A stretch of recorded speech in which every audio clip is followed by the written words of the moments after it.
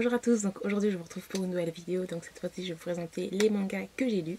Donc c'est parti. Donc tout d'abord j'ai lu le deuxième tome de la série Les Liens du Sang de Shuzo Oshimi chez Kyun dans leur collection Seinen. Le deuxième tome était juste super, mais super court aussi. Voilà, disons que les œuvres de Shuzo Oshimi c'est vraiment plus dans les expressions des dessins. Il n'y a pas de dialogue, mais tout est communiqué, tout est transmis en fait par les expressions du dessin et j'adore. Et là, dans ce deuxième tome là, clairement la mère est complètement folle, voilà, elle a un problème, elle a vraiment un problème psychologique, surprotéger son fils, elle aime trop son fils et son fils va entrer dans cet engrenage là, on le sent à la fin de ce tome là, qu'il est très influencé, qu'on voit vraiment qu'il commence à tomber dans une sorte d'abysse et tout, donc un abysse très très sombre. Donc voilà, vraiment génial. Un tome où tout au long du tome on sent le malaise, on sent quelque chose qui est très pesant en fait dans la lecture. Et voilà, j'ai adoré et j'ai très hâte de lire le troisième tome qui est sorti aussi. Donc franchement je vous le conseille, c'est vraiment trop bien. Bon, après pour le public averti, mais vraiment génial. Alors ensuite j'ai relu le tome 1 de la série Marion de Yu Ikasa chez Kumiku. Donc celui-là en fait je l'ai relu, en fait c'était pour mon challenge pour mon challenge septembre un jour à manga. Donc je l'ai relu parce que le tome 2 je l'ai aussi acheté. Et là en fait on est vraiment dans le Paris hein, dans le Paris des années 1940, où nous avons la révolution, la guerre, etc. et les cabarets. Et nous avons aussi un peuple français un petit peu dans la pauvreté. Et nous avons cette jeune fille, Marion, qui a été abandonnée. Voilà, il s'est passé quelque chose qui l'a traumatisée et ça fait qu'elle est restée un petit peu dans la rue. Et Marion est une chapardeuse. Voilà, c'est devenue une voleuse, c'est l'une des chefs, une chef de clan de voleuses, j'ai envie de dire. Et en fait elle va se faire remarquer par un gars, et ce gars là en fait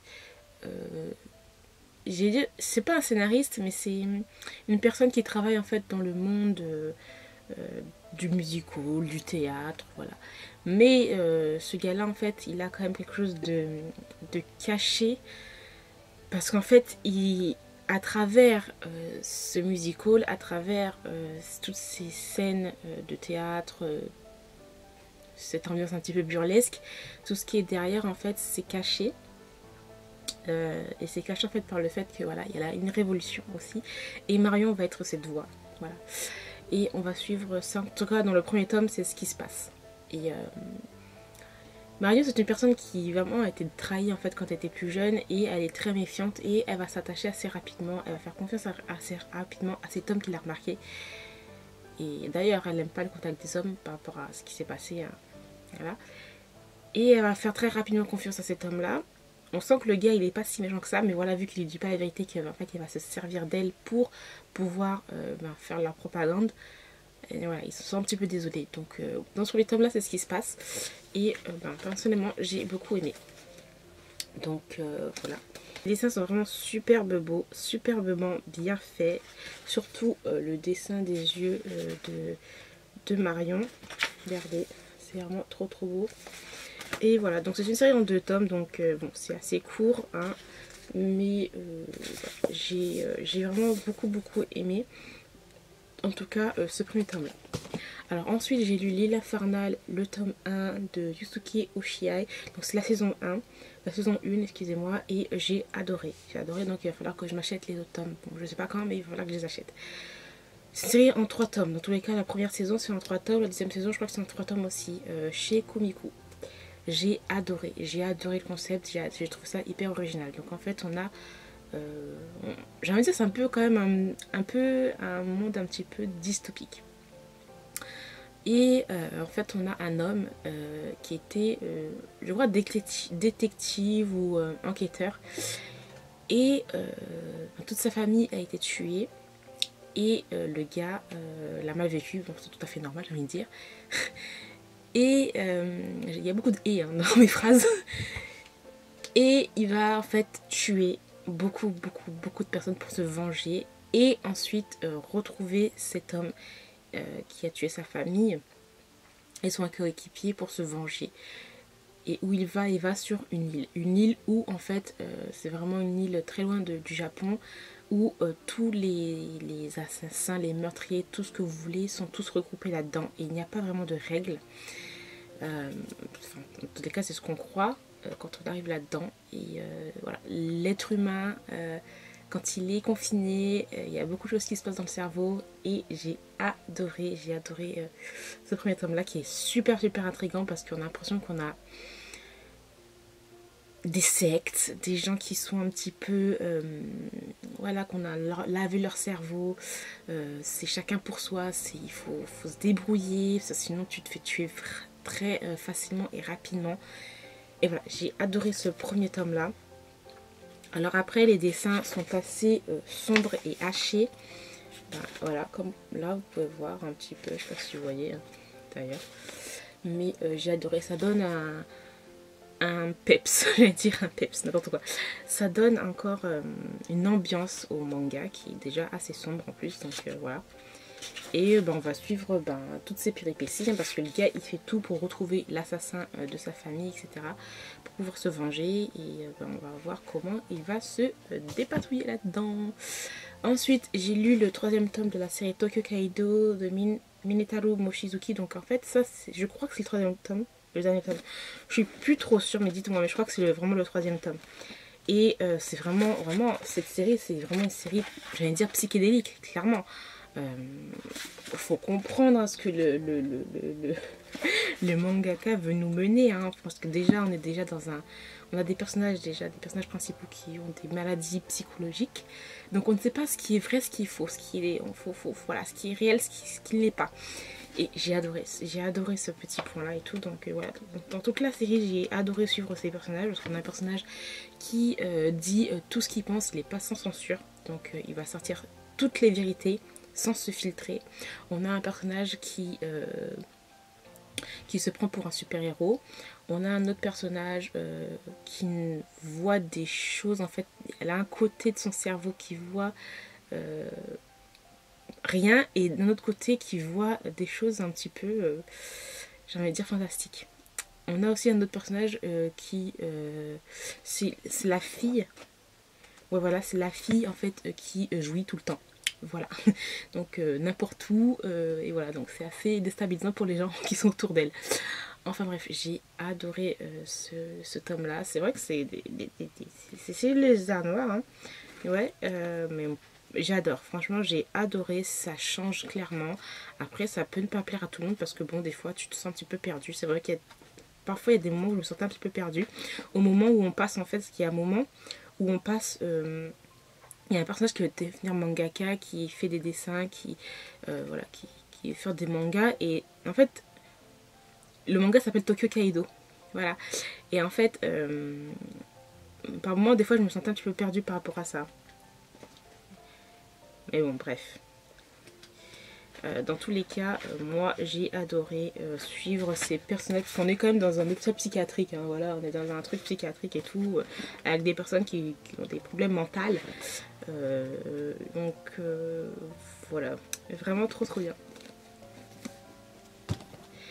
Alors ensuite j'ai lu le 10e tome de Moving Forward de Nagumo Nanaji. Donc je crois que c'était aussi pour le challenge septembre un jour un manga, excusez-moi.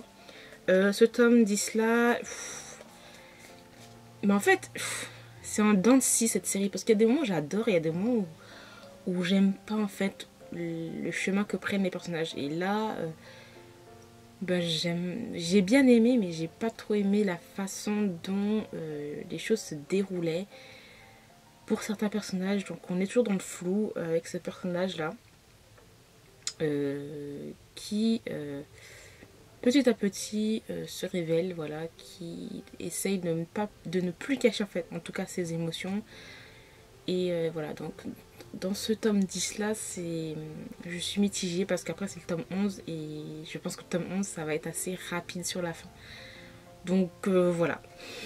Et j'avais déjà une fin en tête. Donc bon, on verra bien pour la fin. Alors, This Teacher is Mine de Yuko Kazumi, donc c'est le tome 4. En fait, je l'ai acheté 2 fois. Et je me suis rendu compte que j'avais déjà lu ce manga-là. Je crois que je vous l'ai déjà présenté, mais je suis pas sûre. Voilà, faut faire attention. Hein. Je n'ai pas fait attention, bref. Mais dans tous les cas, j'ai adoré ce 4e tome-là parce qu'en fait, l'élève et le professeur sont dans une relation. Et en fait, elle va devoir se faire passer pour une secrétaire parce qu'en fait, elle va rencontrer la sœur du professeur qui est assez stricte et tout. Et bon, bah, on va suivre tout ça et tout. Mais j'aime vraiment beaucoup. Il y a vraiment beaucoup d'humour. C'est léger, c'est pas... voilà, on sent pas que c'est malsain. Enfin, vous voyez leur relation et tout. C'est un professeur, c'est une élève. C'est une relation déjà tabou. Mais la façon dont la mangaka fait ça, c'est assez léger. C'est pas sombre, c'est pas malsain. Il n'y a pas de sentiments, genre, on va dire, impurs. Vous voyez, bref. Donc voilà, et les dessins sont aussi super choupis. Le professeur, il fait genre, enfin ça que j'aime beaucoup avec le professeur, c'est qu'il fait genre, il est charismatique, mais en fait c'est une personne qui a très peu confiance en lui. Et la fille qui est tout le temps en mode fangirling sur lui, enfin, j'adore, c'est trop drôle. Donc voilà. Alors ensuite j'ai lu le tome 9 de la série Shiki Love de Mitsubashi Miyuki. Ce tome 9 là j'ai vraiment beaucoup aimé parce qu'en fait on a un personnage qui rentre à l'université parce qu'en fait ces deux personnages là ont 2 ans de différence, je crois. 2 ans ou 3 ans de différence. Elle va partir à l'université et lui il va aller en première, je crois. Et ben voilà, ils sont un petit peu séparés entre guillemets. Et elle est dans un appartement et tout. Il essaie de tout faire pour se rapprocher, pour aller voir son appartement, mais elle le cache et tout. Dans ce tome-ci là, j'ai vraiment beaucoup aimé la relation des deux là en fait. Ouais. Après, le petit point qui m'a saoulé, c'est juste le 3e personnage là, lui voilà, qui en kiffe sur elle. Mais bon, voilà, bof. Je veux dire, c'est un peu le 3e personnage qui vient foutre un petit peu la merde dans le couple en fait. Voilà. Ensuite j'ai lu le tome 6 de Kiss Me at Midnight de Rin Mikimoto. Donc ce tome 6 là j'ai bien aimé aussi. Par contre,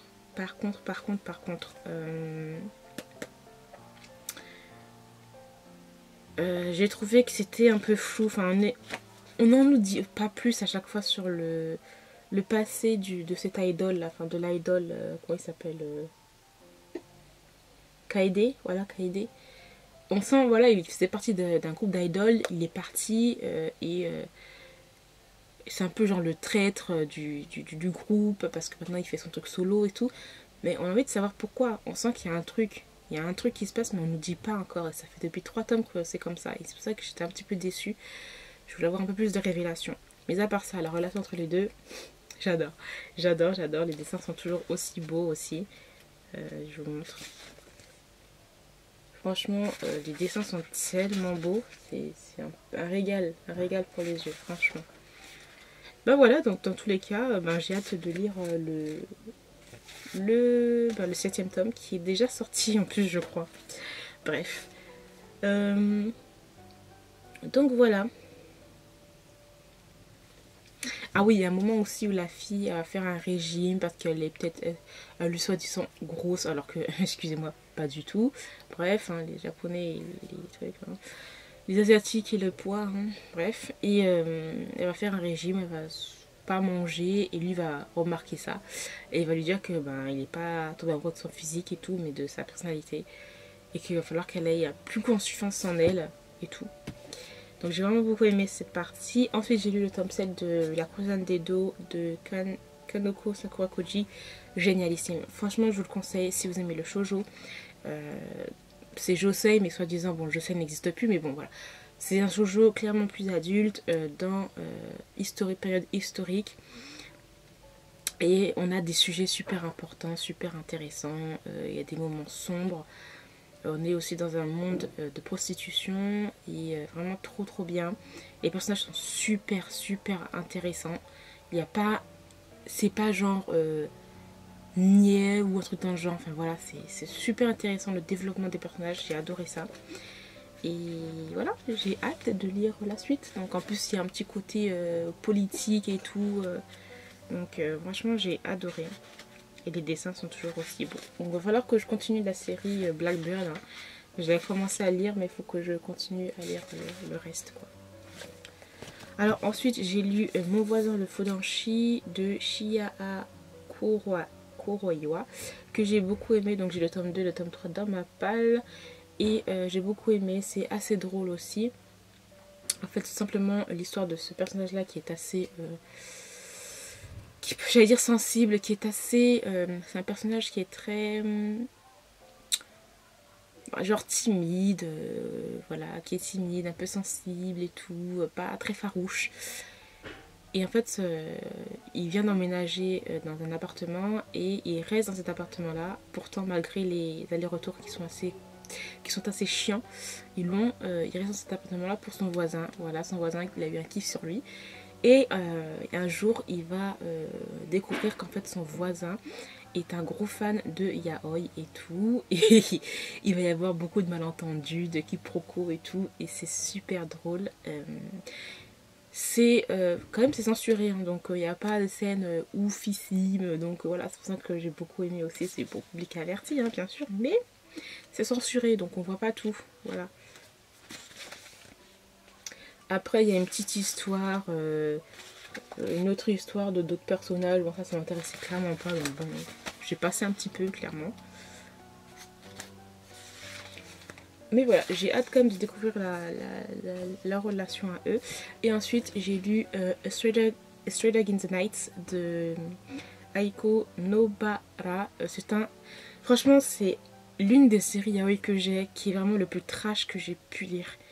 Et ouais, c'est vraiment... On est vraiment dans toute la bassesse de l'être humain. Il y a de la violence, il y a du sexe, il y a de la drogue. On prend les gens pour des chiens. Enfin, surtout des personnes qui sont riches, qui utilisent d'autres personnes. Enfin, on a tout. Enfin, c'est vraiment une série, pas pour tout le monde. Moi, je comprends pourquoi il y a des personnes qui n'ont pas aimé, parce que c'est trash. Clairement, c'est trash, franchement. Et puis, les dessins aussi sont assez spéciaux aussi. Hein. Mais j'aime bien, en fait. J'aime bien parce que ça change. En même temps, j'aime bien parce que tu vois, on est dans un monde où c'est pas le monde des bisounours, clairement. On est dans un monde où j'ai l'impression que la mangaka veut nous plonger là-dedans et nous dire, voilà, il y a des personnages, des êtres humains, soi-disant des êtres humains, qui ne se comportent pas en êtres humains. Et tout ça, c'est... Tout ça, j'ai envie de dire que c'est lié au vice des gens, hein, tout simplement. Voilà. Et des personnages qui sont complètement... Mais là, c'est brisé de chez brisé, quoi. Enfin, je sais pas comment... Il y a une sorte de triangle amoureux, là. Il y a un gars qui, j'ai envie de dire, qui est assez normal. Et les autres personnages, c'est des personnages qui sont complètement sombres et vidés. Enfin, c'est des personnages qui sont déchirés. Et je sais pas comment il va... Je sais pas comment le personnage qui est assez sain va réussir à recouler tous les morceaux en eux qui sont brisés, parce que franchement c'est... Ouais. Donc bon. Sinon voilà, j'ai bien aimé, et puis je lirai le 3e tome. Hein. Donc voilà, j'ai terminé pour ma vidéo lecture manga, j'espère qu'elle vous aura plu. N'hésitez pas à me dire quelles sont les lectures que vous avez lues en ce moment, vos derniers coups de cœur. Et si vous avez lu certains mangas que je vous ai présentés, ben, n'hésitez pas à me dire tout ça. Dans tous les cas, moi je vous remercie beaucoup d'avoir regardé cette vidéo jusqu'au bout, et puis je vous retrouve très très bientôt dans une nouvelle vidéo. Bye!